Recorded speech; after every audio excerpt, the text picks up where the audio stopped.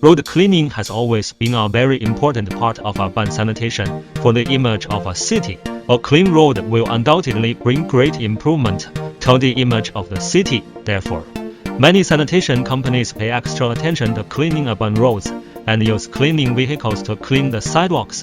The effect is very good. This small electric washing and sweeping vehicle supports the traditional sweeping mode.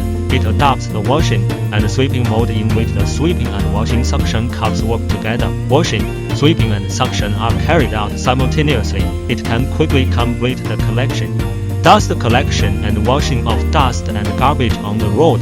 It not only has a very good cleaning effect, but also will not produce secondary pollution, such as dust. The mechanical arm on the top of the vehicle is a high-pressure washing system, which can carry out environmental sanitation and cleaning operations on the road over obstacles. There is a handheld straw above the rear door of the vehicle, which can absorb the fallen leaves of the green belt and the light garbage on the ground.